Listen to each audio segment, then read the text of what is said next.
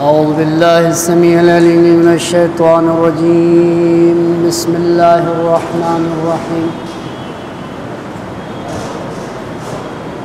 الحمد لله الذي هدانا لهذا وما كنا لنهتدي لولا أن هدانا الله.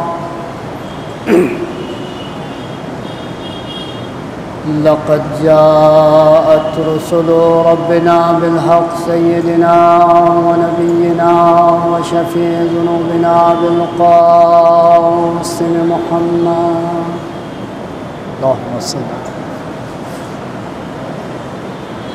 وعلى آله الطيبين الطاهرين المعصومين المظلومين المنتجبين المنتخبين، ولعنة الدائمة على أعدائهم ومنكر فضائلهم وغاصب حقوقهم أجمعين من الآن إلى قيام يوم الدين. أما بعد، قال رسول الله صلى الله عليه وآله وسلم: اغتنم خمسا قبل خمس يا أبا ذر، شبابك قبل حرم. صلوات پڑھ دیجیے محمد وآلہ.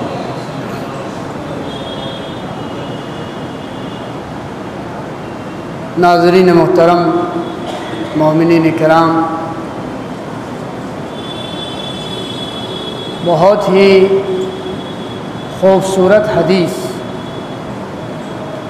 ہمارے اور آپ کے رسول حضرت محمد مصطفیٰ احمد مجتبیٰ صلی اللہ علیہ وآلہ وسلم کا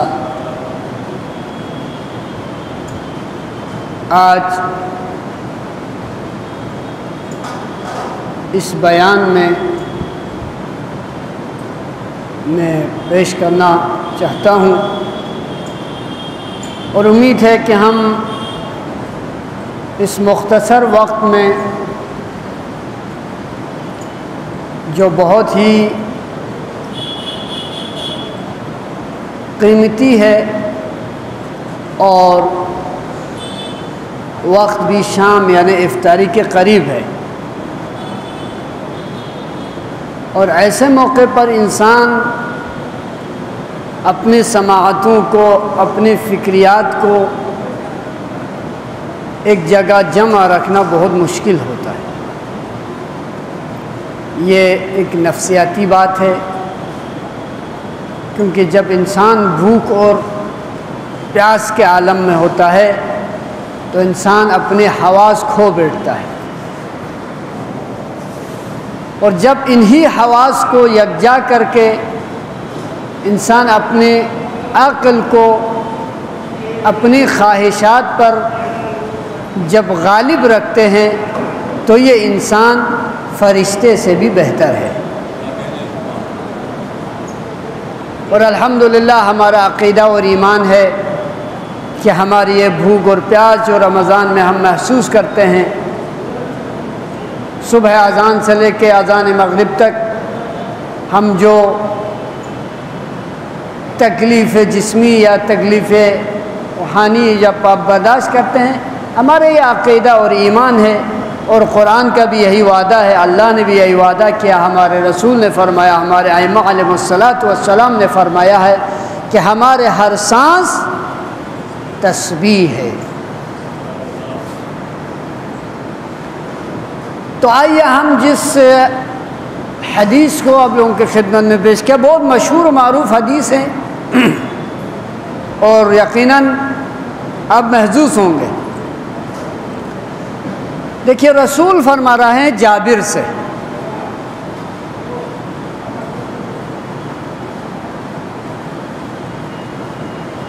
اب آپ بتائیے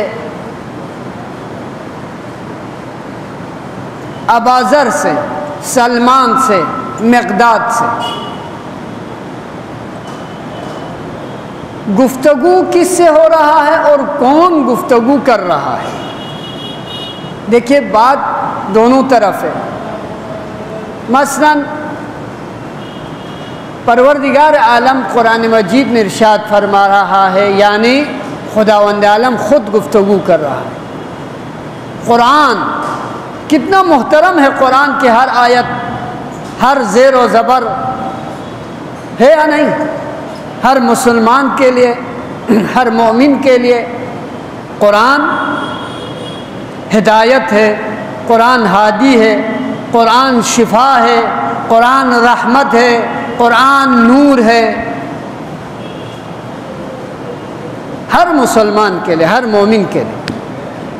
کیوں؟ اس لیے کہ یہ قرآن کلام الہی ہے، کسی کا کوئی ناول نہیں ہے، یا کوئی ہسٹری نہیں ہے، یا کسی کے بارے میں کوئی تاریخ نہیں، بلکہ یہ کلام الہی ہے کہ جس میں انسان کی زندگی، قانون زندگی، قانون انسانیت، قانون نجات، جس میں صرف اچھائی اچھائی ہو، وہ تمام قرآن مجید موجود ہے۔ تو کتنا محترم ہے قرآن۔ بتائیے، ہمارے لوگ مسجدوں میں آتے ہیں، امام بارگاہوں میں آتے ہیں، زیارت خانوں میں آتے ہیں، اپنی گفتگو کرتے ہیں۔ آپ کس سے آپ کتنے بھی بڑی شخصیت سے، آپ کسی بڑی ہستی سے آپ بات کیجئے گا، وہ ہمارے گفتگو کا کوئی ویلیو نہیں ہے۔ لیکن اگر آپ قرآن پڑھیں گے تو آپ کس سے گفتگو کر رہا ہے؟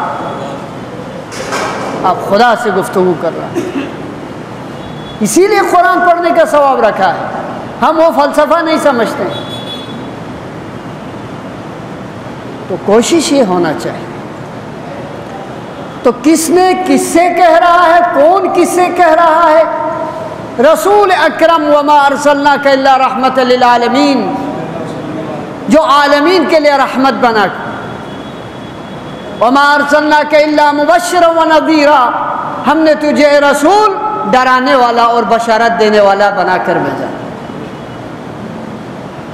تمام انبیاء میں افضل رسول ہمارے۔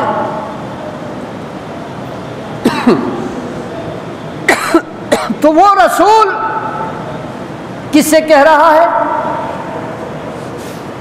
اباذر سے کہہ رہا ہے۔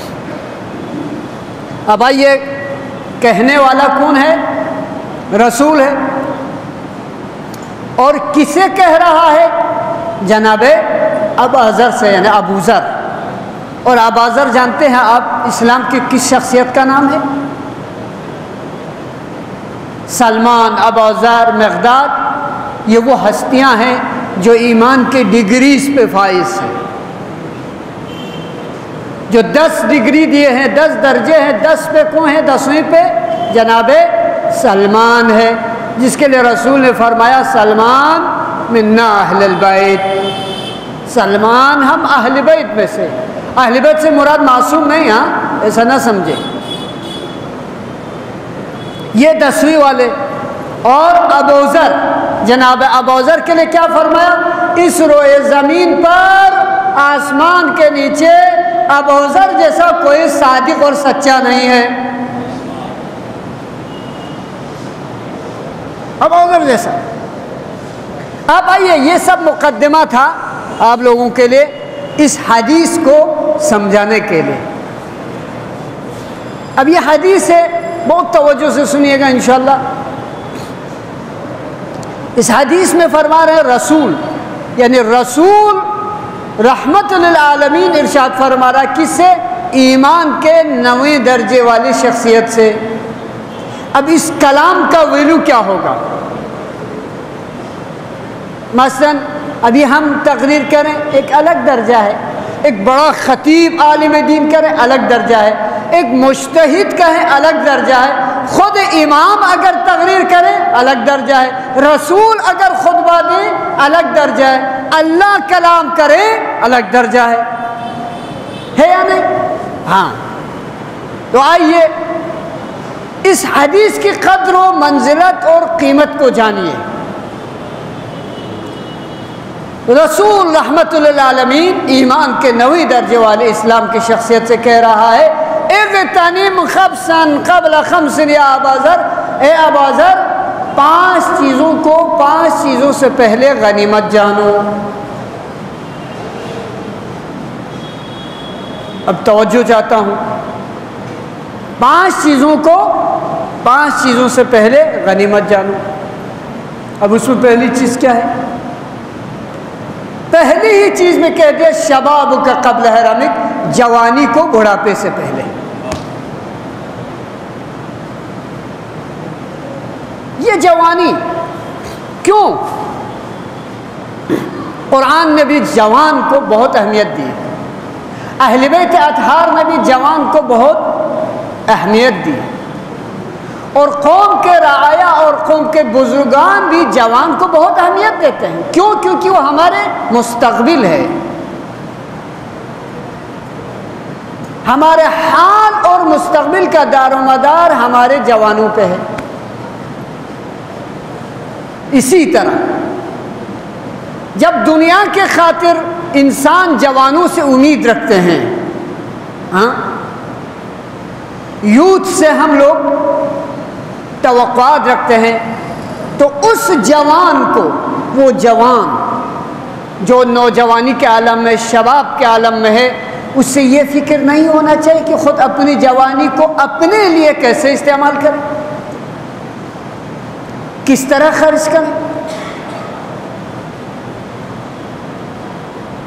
تو عزیزان گرامی، اس جوان کو خود کی اہمیت سمجھنے کے لیے کہ خود کتنی عظیم شے ہے خدا کے نظر میں، یہاں تک احادیث میں ہے کہ جوان کی 2 رکعت بڑھاپے کے عالم میں 70 رکعت پر بھاری ہے۔ اللہ اکبر، اللہ اکبر۔ وجہ کیا ہے؟ وجہ یہ ہے کیونکہ جوان کے ہر اینگل سے یہ جوان جوان ہے، اس کے خون میں جوانی، ان کے نظروں میں جوانی، ان کے گفتگو میں جوانی، اس کے خواہشات میں جوانی۔ بس اگر یہ جوانی اللہ کے راہ میں خرچ کرے تو خداوند عالم اس جوان پہ فخر و مباحات کرتے ہیں۔ اسی لیے جب ذوالفقار حیدری آیا ہے تو کیا کہا؟ لا فتح الا علی لا سیف الا ذوالفقار۔ یہاں فتح جوان کا تذکرہ ہے یا نہیں؟ کیوں؟ ہم لوگ ماشاءاللہ خوب علی کے گن گائیں گے اور ہم گن گاتے ہی مر جائیں گے انشاءاللہ، مگر علی کے کردار کو تو اپناؤ۔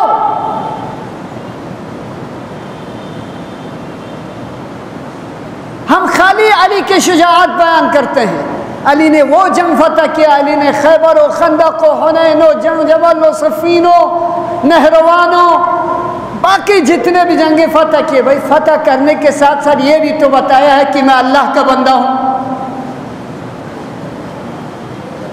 یہ طاقت، یہ شجاعت، یہ زہد، یہ تقوی، یہ عشق تمام پروردگار عالم مالک حقیقی نے علی کو دیا۔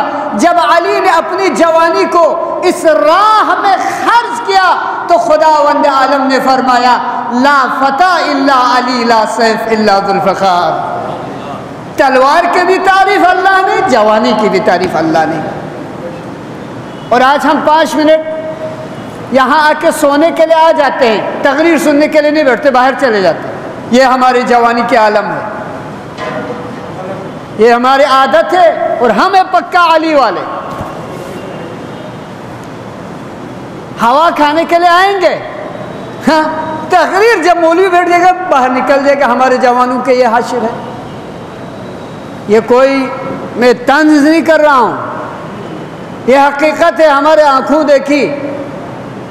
سدھر جائیں ہم لوگ، خدا کی قسم اگر ہم اور آپ علی کے بتے ہوئے، مولا کے بتائے ہوئے، رسول کے بتائے ہوئے باتوں پر عمل کریں تو خدا قسم اس کائنات میں ہمارے جیسا قوم کوئی نہیں ہے۔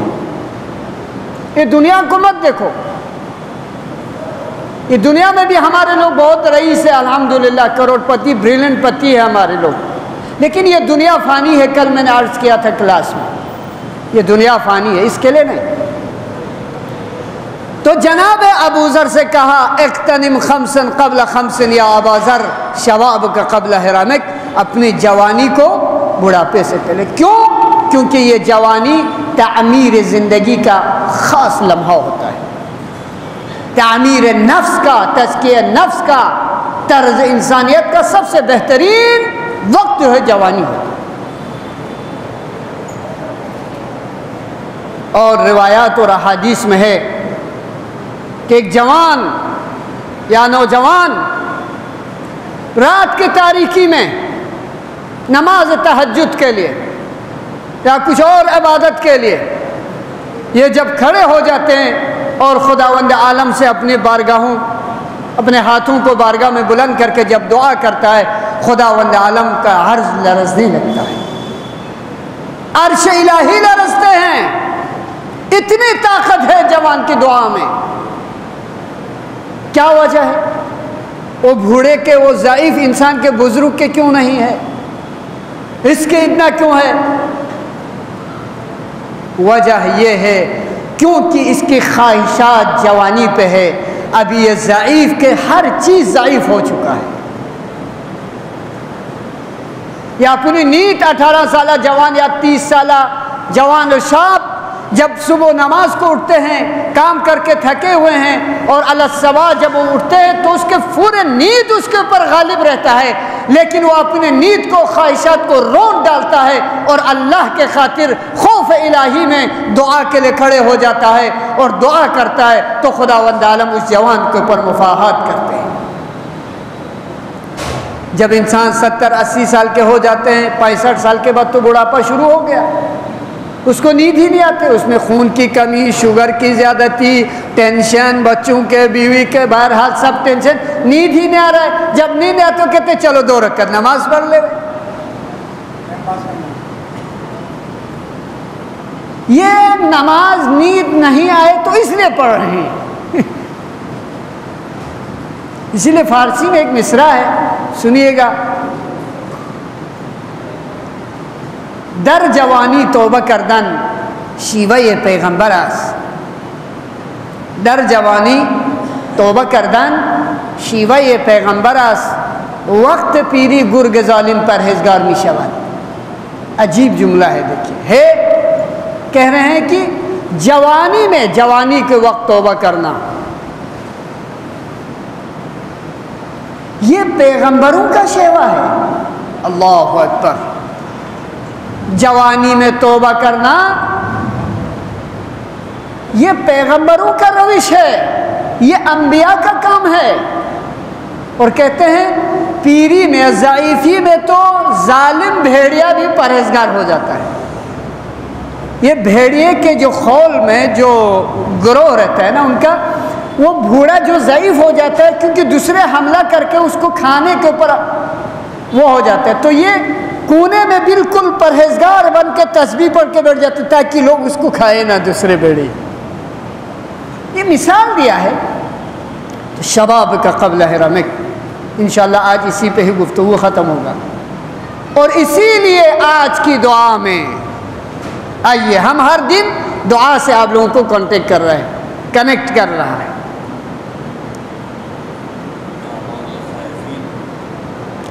کیا فرمایا معصوم نے؟ میں نے کہا ہر دن کے حساب سے معصوم نے دعا فرمائی۔ آپ الگ الگ جملے ہیں، دیکھیے پورا 30 کے 30 ماہ مبارک کے دنوں میں الگ الگ کلمات استعمال کیا ہے۔ معصوم جانتے ہیں کہ کس تاریخ میں کون سی دعا تلاوت کرنی چاہیے، اور انسان کے نفس کو جانتے ہیں، انسان کے روح کو جانتے ہیں، انسان کے حالات کو جانتے ہیں۔ ہمارے اور آپ کے امام جو پردہ غیب میں ہے، خدا جلد سے جلد ظہور فرما مولا کو، وہ امام ہمارے ہر حرکات و سکنات پر نظر رکھے ہوئے ہیں۔ تو آج کی دعا میں کیا؟ اللہم ارزقنی فیہ، پروردگار آج کے دن میں ہمیں صحیح معنوں میں خاشعین میں قرار دے، اطاعت الخاشعین۔ خاشعین یعنی خضوع اور خشوع، دو چیزیں ہیں۔ انسان دو عنصر سے بنا ہوا ہے، دو عناصر کا مجموعے کا نام کیا ہے؟ انسان ہے۔ کیا ہے؟ ایک کا نام روح اور ایک کا نام جسم۔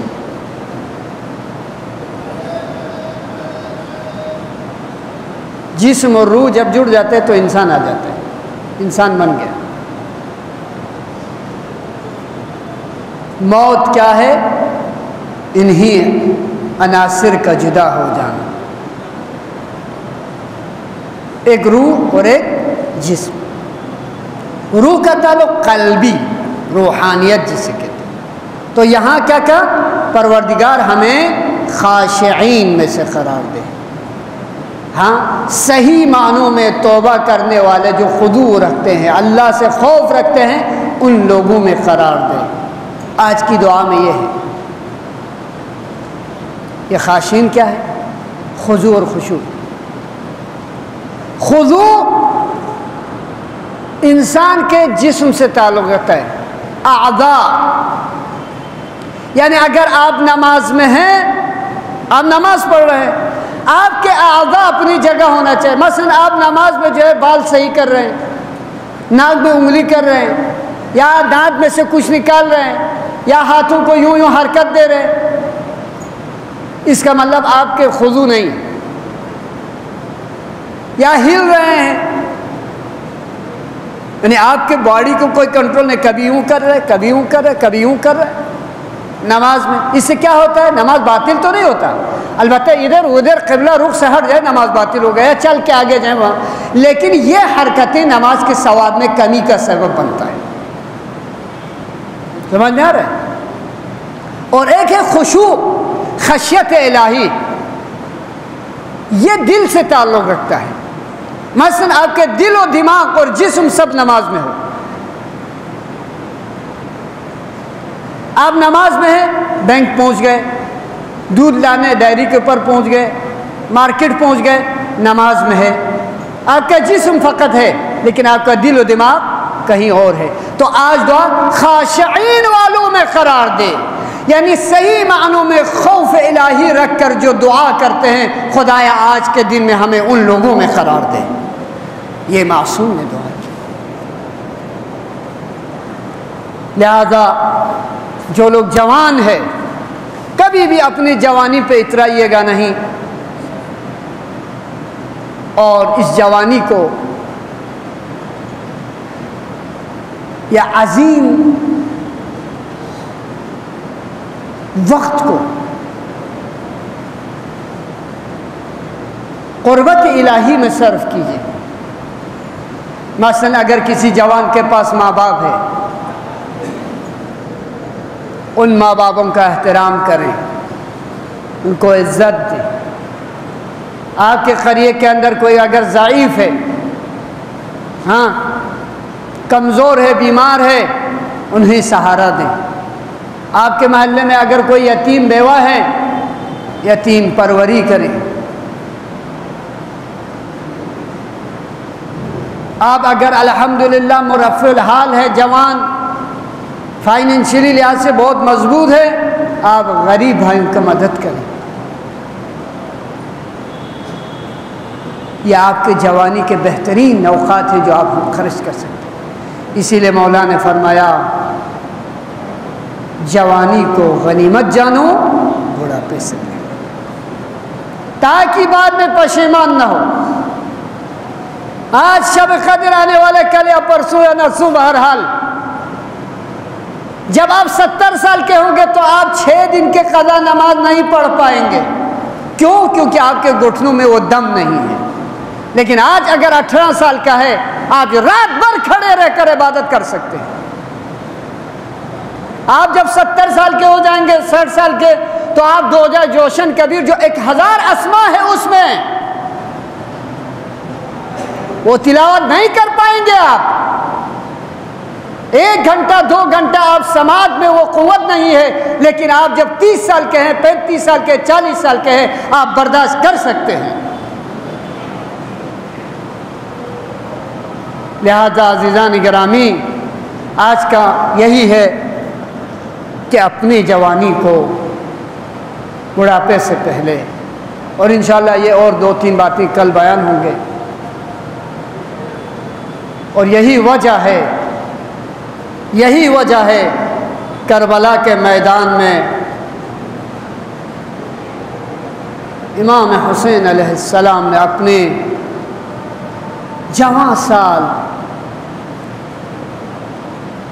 جوان رعنا کہ جس کی مثال نہ دنیا لا سکتے نہ لائے گا، ایسا جوان جسے شبیہ پیغمبر کہا گیا۔ یا اللہ، اللہ اکبر۔ آپ جب تک ہم اپنے دلوں میں اس جوان کا تصویر نہ سمجھ لیں، اس وقت تک یہ مصائب سمجھ میں نہیں آ سکتے۔ اگر کوئی بوڑھا باپ کے سامنے ایک ضعیف باپ ہے جو 50-60 سال کے ہو، اسے اس کا نوجوان بیٹا جو تمام قبیلے میں سب سے زیادہ خوبصورت ہو، جو اپنے رشتہ داروں کے نظر میں، قبیلے کے نظر میں، لوگوں کے نظر میں سب سے زیادہ عزیز ہو، اگر کسی بوڑھے باپ سے وہ جوان جو سب کے نظر میں عزیز ہے، اگر وہ کچھ چیز مانگے اور نہ دے پائیں تو اس باپ کے دل پہ کیا اثر ہوگا؟ خدا کی قسم یہ ہمارا ایمان ہے۔ مثلا آپ کے جوان بیٹا آپ سے کہیں بابا مجھے ایک کپڑا دیجئے، اور اگر آپ کے پاس نہ ہو تو آپ کے دل پہ زندگی بھر داغ رہے گا یا نہیں؟ بس یہاں سے سمجھ لیجئے عزیزو، امام حسین علیہ السلام کی خدمت میں جب علی اکبر دوبارہ واپس پہنچے تو کیا فرمایا؟ بابا ایک قطرہ آپ کی سبیل ہو سکتا ہے، میرا جگر گرمی کی وجہ سے میرا جگر پاش پاش ہو رہا ہے۔ تو اس وقت کیا امام حسین کے پاس پانی تھا؟ خیموں میں تو پانی نہیں تھا۔ حسین کے بچے التش التش کی صدا بلند کر رہے تھے، اور امام حسین نے فرمایا بیٹا علی اکبر اپنے زبان کو میرے منہ میں رکھ دو۔ اللہ اکبر، یا اللہ یا اللہ۔ اسی لیے ہم لوگ کہتے ہیں نا کہ خدایا ہمیں کوئی غم نہ دے سوائے غم حسین کے، یہ ہے غم حسین۔ تو فوراً علی اکبر نے اپنے زبان مبارک باہر نکالا، کہتے ہیں بابا مجھ سے زیادہ تو آپ ہے، آپ کے زبان سے خشک پتے کی آواز جیسے آواز آ رہا ہے، بابا مجھ سے زیادہ پیاسے آپ ہیں، مجھ سے زیادہ پیاسے آپ ہیں۔ الا لعنت اللہ علی القوم الظالمین، سیعلم الذین ظلموا ای منقلب ینقلبون۔ پروردگار ہمارے اس مختصر ذکر کو قبول فرما۔ بار الہ اس ماہ مبارک کے صدقے میں ہمارے گناہوں کو معاف فرما۔ پروردگار جو مومنین مومنات اس دنیا سے گزر چکے ہیں ان کی مغفرت فرما۔ یا اللہ جو مومنین بیمار ہیں انہیں شفاء عاجلہ عنایت فرما۔ ہمارے آقا و مولا امام زمان علیہ السلام کے ظہور میں تعجیل فرما۔ ہم تمام لوگوں کو ان کا انصار و اعوان میں شمار فرما۔ آپ تمامی حضرات سے گزارش ہے ایک بار سورہ حمد اور 3 بار سورہ توحید کی تلاوت فرما کر مرحوم مغفور اختر امام ابن خورشید حسین مرحوم، سید عابد علی ابن عامر علی مرحوم، سید فدا حسین اور رضوی مرحوم علی مختار اور جملہ مومنین مومنات مرحومین کے لیے۔ بسم اللہ الرحمن الرحیم۔